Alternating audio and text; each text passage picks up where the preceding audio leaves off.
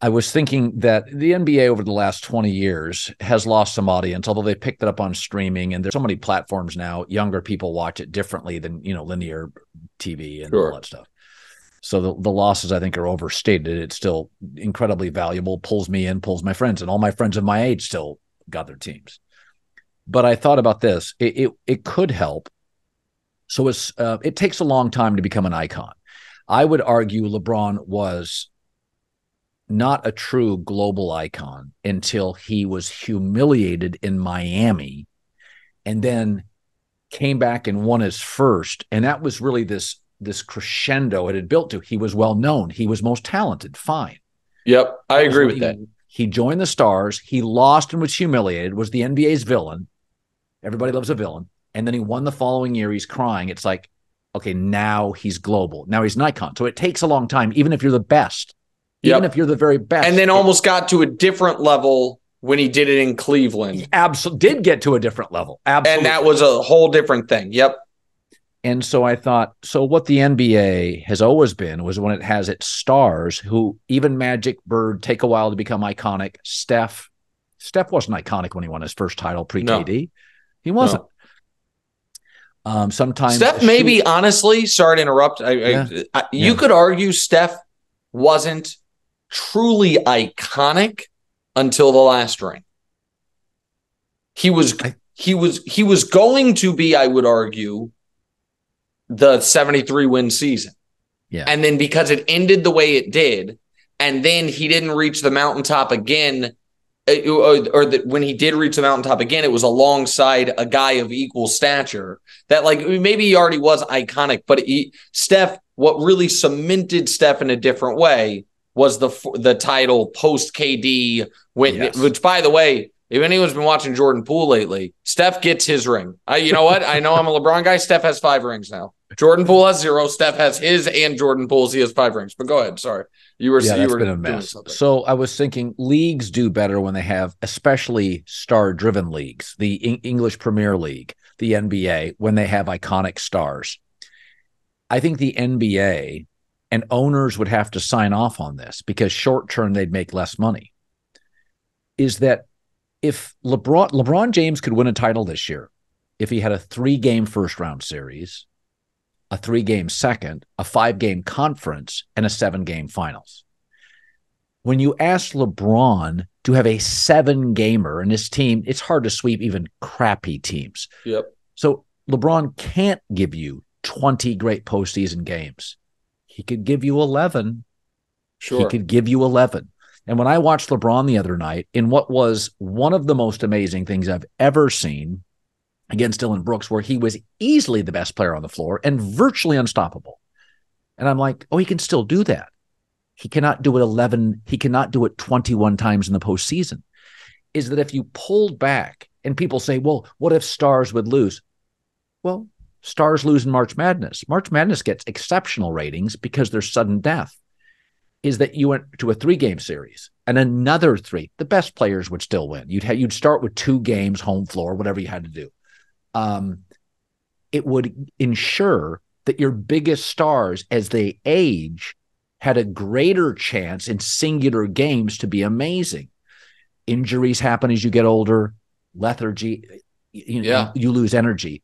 And I thought to myself, the NBA should, and I think Daryl Morey has discussed this, should share a page from March Madness. I mean, March Madness, the quality of college basketball is awful, but March Madness gets big numbers on guys that can't play at a high level because of the urgency. So my takeaway is the NBA should consider shortening the series dramatically to elevate not just the urgency, but to extend LeBron, Steph, great old players to win titles. And there is a funny thing. So I don't dislike that idea at all. There is also a funny thing that is happening because of what LeBron's doing right now.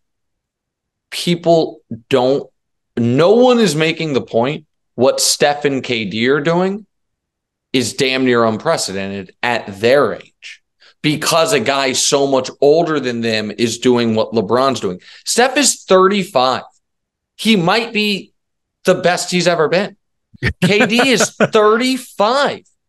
he is not quite the best he's ever been, but still the most reliable, best player on that team. The only reason the Suns have a real chance is because he's there, obviously, alongside Devin Booker when Booker's able to play, which is not. Those guys are not. It is not normal for those guys. I mean, Michael Jordan was 36 in his last game. Was he 36 or 35 in his last game with the Chicago Bulls? He was, but again, like those things, people don't believe this when I say it. I want to make sure I get it exactly right. Kobe Bryant was born in August of 78. So the reason I'm saying that is this, and again, keep in mind the context of how old Steph and KD are. So he was born in August of 78. Kobe Bryant, the last playoff game he ever played was in April of 2012. So Kobe's last playoff game ever, he was 33. Kobe, who we feel like played and was great forever, was 33 in his final playoff game. Steph and Durant are unbelievable at 35. LeBron turns 39 in 40 days and is still, there's not 6 guys in the league. Nick, he'd make all NBA first team this year. Right now. Yes. Right. That's what absolutely.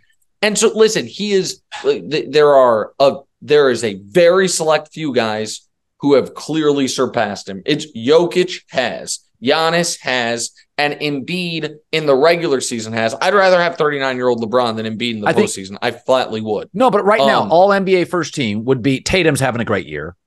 Sure. Jokic, LeBron, probably Luka. Absolutely Luka. And then Giannis. And the other guard. Yeah, I mean, if you didn't have to do positions, I was going to say Steph would be the other guard. And then, the Giannis has to be on there as well. So maybe the point is, he's one of the guys. He's at that age, he's still one of the guys. And because he's doing it at this age, I mean, only 6 other guys ever played in year 21. Like the LeBron stuff is, and I tweeted about it the Dylan Brooks night. I was like, he had back-to-back around 35-point games on crazy high efficiency. And I'm like, man, LeBron, if we were to be like, hey, year 20 or later, show me any player the best 30 games in NBA history. LeBron's got like 26 of them now. And last year, the oldest player in the league was Udonis Haslem, who was a coach, who they just left on the roster. LeBron is not almost or whatever. He's literally, now that Iguodala retired, he's literally the oldest player in the league. The oldest player. And I understand, I think the other thing that made us maybe a little numb to it, even though it's a different sport, is what Brady did, which is totally remarkable. And Brady what he did, it's unimpeachable. It also feels to me different in that because he was a quarterback, the athleticism being an old guy, if you could stay upright, is totally different. LeBron is doing chase down blocks. He is bullying Dylan Brooks. It was a big deal that Alperen Şengün, who's a hell of a player, muscled LeBron off the block for the game tying shot. And I thought, I'm like, Şengün is a guy who is 22, who people are like, he's a future all-star, and everyone's amazed that he was able to out-muscle the oldest player in the league. It's just, and he can get hurt, he can get dinged up. This is one of those things people will clip and meme me for and make fun of me for, but I don't care. I just don't think he'll ever be bad.